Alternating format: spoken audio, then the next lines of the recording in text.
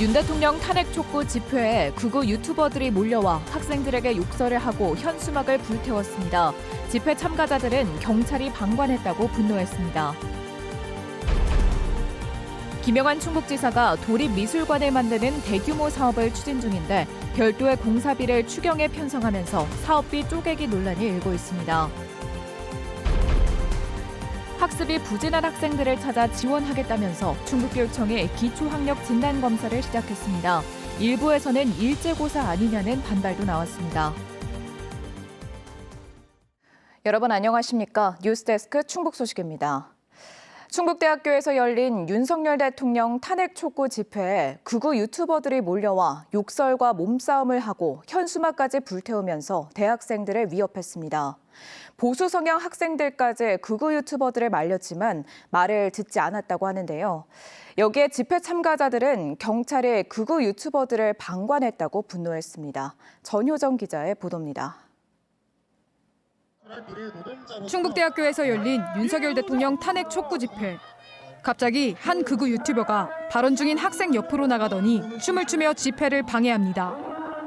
항의하던 학생과 말다툼을 벌이다 계단에서 밀쳐 넘어뜨리더니 조롱까지 합니다. 자유공간한 거 다 찍혔어. 자유공간한 거 이거 신고해가지고. 집회 중인 학생들을 둘러싸고 욕설과 야유를 쏟아내고 지네가 저항지어라. 이빨을 학생들의 손팻말과 현수막을 빼앗더니 짓밟고 불을 붙여 태우기까지 합니다. 불태웠다. 불태웠다. 집회가 진행된 현장 바닥에는 불에 그을린 흔적만 남았습니다. 외부인에 의해서 불태워진 현수막인데요. 기존 5m 길이의 현수막이 전부 태워질 만큼 막대만 남겨두고 훼손이 심한 상태입니다. 충북대학교 안에서 탄핵 찬반 집회가 각각 열리던 중에 갑자기 탄핵을 반대하는 극우 유튜버 등 사람들이 몰려와 난동을 부린 겁니다. 안전에 위협을 느낀 학생들이 자리를 피하자 극우 유튜버들은 건물 앞까지 쫓아왔고 경찰과 대치하기도 했습니다. 학생들은 경찰이 적극적으로 나서지 않고 극우 세력의 폭력을 방관했다고 말했습니다. 너무 혼란스럽고 도저히 집회를 진행할 수가 없을 거라는 판단이 들어서 경찰은 완전히 무능했고 또 대응할 의지가 아예 없었습니다. 수차례 신고하고 요청했음에도 불구하고. 같은 시간 탄핵 반대 집회를 열었던 보수 성향 학생들조차 극우 유튜버들이 말려도 말을 듣지 않았다고 말했습니다. 저희 측에서 컨택을 한 적은 절대 없고요. 신고된 장소 앞에서 학생들을 순수하게 그냥 학생들의 자주성을 띠는 집회만 진행했고요. 저희는 최대한 제재를 했고요. 캠퍼스로 극우 세력들이 난입하자 충북대학교 학생들과 시민단체는 심각한 범죄 행위라고 강하게 비판했습니다. 특히 일부 극우 유튜버들이 집회에 참가한 학생들 얼굴을 촬영한 뒤 학번과 이름까지 웹사이트에 공개해 학생들이 불안해하고 있다고 말했습니다. MBC 뉴스 전유정입니다. 건국대학교 교수들이 헌법재판소에 윤석열 대통령 탄핵 인용을 촉구하는 시국선언을 발표했습니다. 건국대학교 교수 185명은 오늘 각각 충주 글로컬 캠퍼스와 서울 캠퍼스에서 시국선언문을 발표하고 국가 헌정질서를 파괴한 내란 우두머리 윤석열 대통령을 구속하고 당장 파면하라고 말했습니다. 교수들의 시국선언을 본 일부 학생들도 자유발언을 통해 시국선언에 동참했습니다. 윤석열 대통령에 대한 탄핵 심판 선고를 앞두고 야권이 탄핵을 촉구하는 단식 농성에 돌입합니다. 친 이재명계 외곽 조직으로 분류되는 더민주 충북혁신회의는 내일 오후 2시부터 24시간 릴레이 단식을 시작할 예정입니다. 청주에서는 박완희 청주시의원이 도청 앞에서, 충주에서는 이태성 충북혁신회의 공동대표가 이마트 앞에서 진행할 예정입니다. 야권에서는 탄핵을 촉구하는 단식과 삭발이, 여권에서는 각하를 촉구하는 릴레이 시위가 전국에서 잇따르고 있습니다. 김영환 충북지사가 280억 원을 들여 자치연수원 자리에 도립미술관을 만드는 대규모 사업을 추진하고 있습니다. 그런데 비슷한 사업에 별도의 공사비가 책정돼 있어 정부 투자 심사를 피하기 위해 사업비를 쪼갰다는 의혹이 나오고 있습니다. 충청북도는 비슷하지만 다른 사업이라고 반박했습니다. 정재영 기자가 보도합니다. 광역지자체가 문화시설에 예산을 40억 원 이상 투입하려면 반드시 투자 심사를 통과해야 합니다. 규모가 300억 원을 넘으면 행정안전부 중앙투자심사를, 이하면 도 자체 심사를 거칩니다.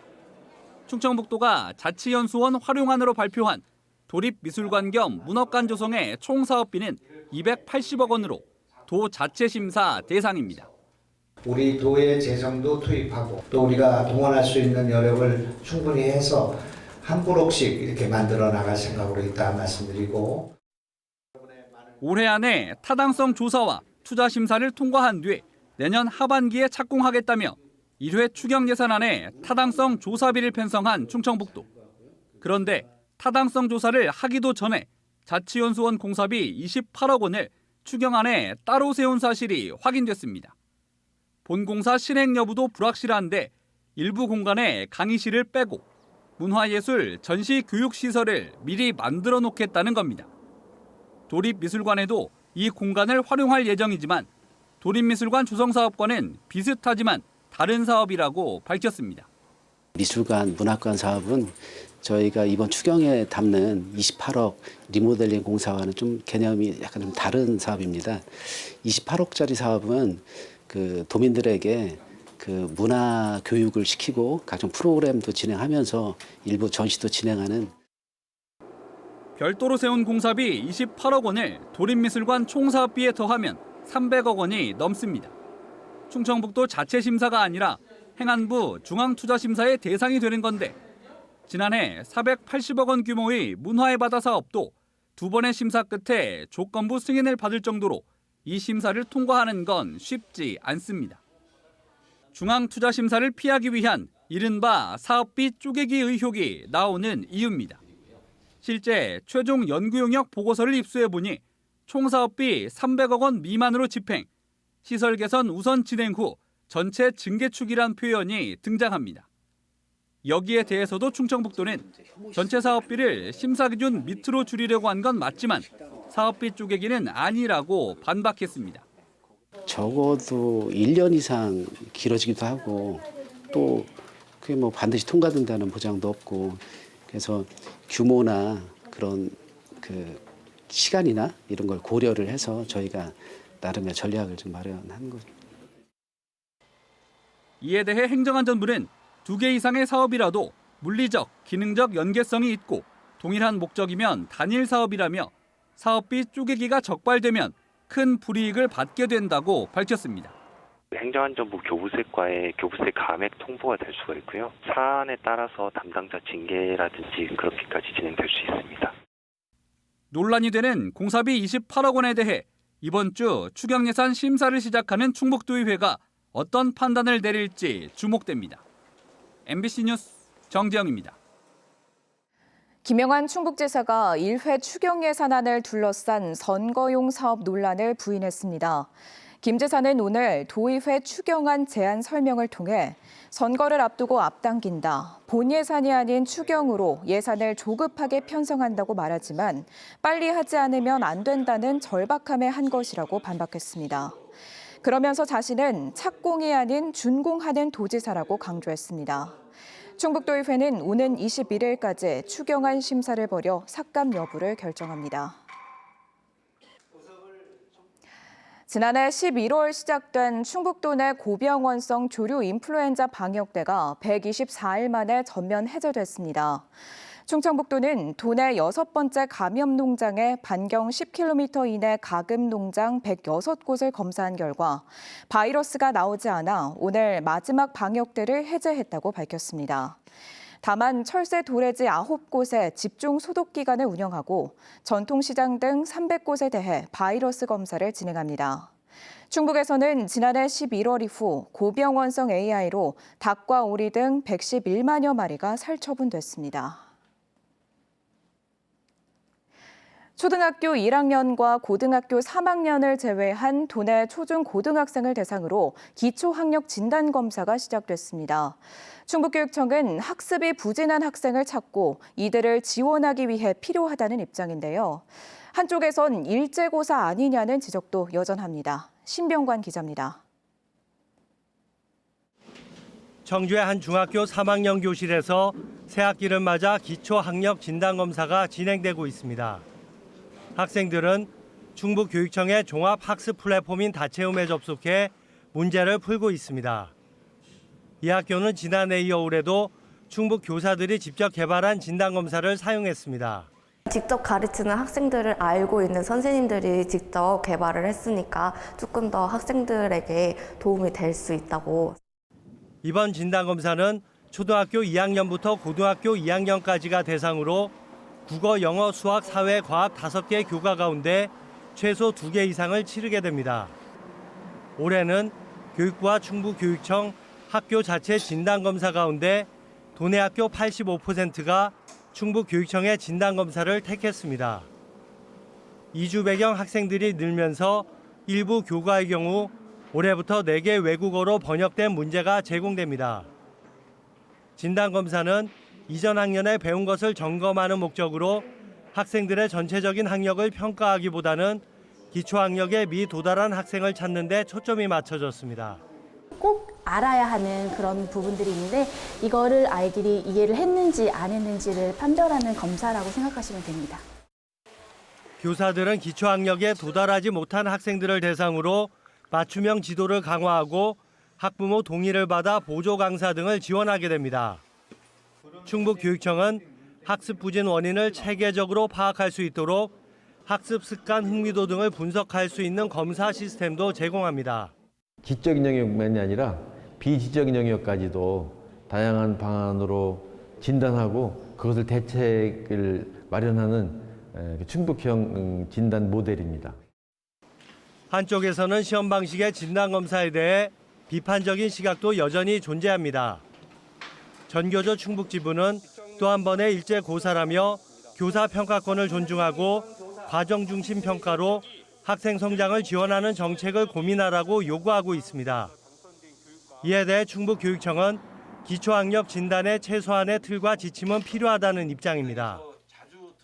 진단 방식을 놓고 여전히 의견이 엇갈리는 가운데 올해도 3월에 이어 2학기가 시작하는 9월까지 전체적인 진단검사는 2차례 실시됩니다. MBC 뉴스 신병관입니다. 진천의 입주 지연 아파트 문제로 큰 피해를 본 수분양자들이 충북도청을 찾아 안전한 입주와 조속한 보상 협의를 요구했습니다. 도의회도 이 문제가 비단 한 지역의 문제가 아니라며 충청북도의 대책 마련을 촉구했는데요. 입주 지연 사태가 진천군에서 충청북도로 확산되는 모양새입니다. 허지 기자가 보도합니다. 1년 5개월째 입주가 지연되고 있는 진천의 대단지 아파트 2,450세대 수분양자들입니다. 진천이 아닌 충북도청 앞에 모였습니다. 먹고 살기 위한 생업의 자리에 있었습니다. 그러나 이렇게 자리에 나올 수밖에 없는 이유가 있었습니다. 우리가 왜 이 자리에 모였겠습니까? 젊은 신혼부부부터 노후를 위해 분양받았다는 60, 70대들입니다. 공기도 좋고 살기도 좋다고 그래서 소문 나가지고 월세를 맡고 있다가 이제 이 집이 계속 하루 이틀 1년 반씩 밀리다 보니까 갈 곳이 없습니다. 대출 만기로 월세를 전전하며 분양 중도금 이자를 감당하며 고통받는 사연이 알려지자 충북도 의회에서도 이 문제가 거론됐습니다. 지역구인 임영은 도의원은 5분 발언을 통해 사용 승인 권한을 가진 진천군이 그동안 시행사와 소통하며 대책을 세웠는지 충청북도가 진천군 행정을 점검하고 함께 협의해야 한다고 주장했습니다. 우리 기관에서도 이런 부분에 대해서는 중앙부처에 얘기를 해서 강력한 어떤 법제도를 만들어서 시행을 해야 되지 않겠나. 이 일이 여기서 끝나는 게 아닙니다. 하지만 법적으로 지급해야 하는 입주지체 보상금 협의는 여전히 별다른 진전은 없는 상태.